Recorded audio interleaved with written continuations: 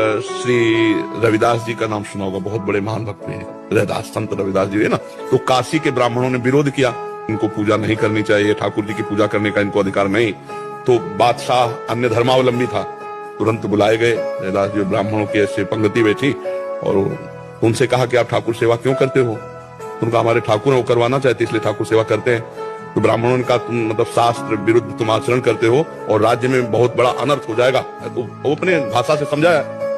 तो उन्होंने कहा हमारे ठाकुर जी जब चाहते हैं तो हम ठाकुर सेवा करते हैं, अगर वो मना कर दें तो मैं कभी सेवा ना करूं। बोले अब उनकी नजर में तो विग्रह हैं, तो ठाकुर जी कैसे? तो बोले तुम्हारी बात समझ में कैसे आएगी कि तुम्हारे लिए ठाकुर जी दादी है सेवा के लिए? बोले वहां दूर सिंहासन रख दो और तुम मंत्रों से बुलाओ और हम ऐसे बुलाएंगे, अगर हमारी गोद में आ जाए तो जान लेना ठाकुर जी सेवा।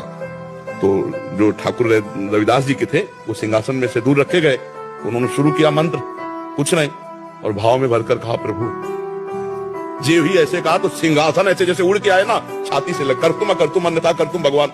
तो ब्राह्मणों ने फिर बात रखी कि ये इनके ठाकुर ने कुछ जादू टोना किए होंगे, हम अपने ठाकुर लाते हैं। तो अपने ठाकुर लाए और मंत्र बादशाह के सामने, पर फिर जे ही ऐसे भाव में किया ठाकुर महान संत मन चंगा उन्हीं का सूत्र है। तो कठौती में सबरी जी के पास भगवान गए, सबरी जी की स्तुति की और वहां भगवान ने अपने श्रीमुख से कहा जाति पाति कुल कर्म धर्म का इसका मैं कोई संबंध नहीं, मानो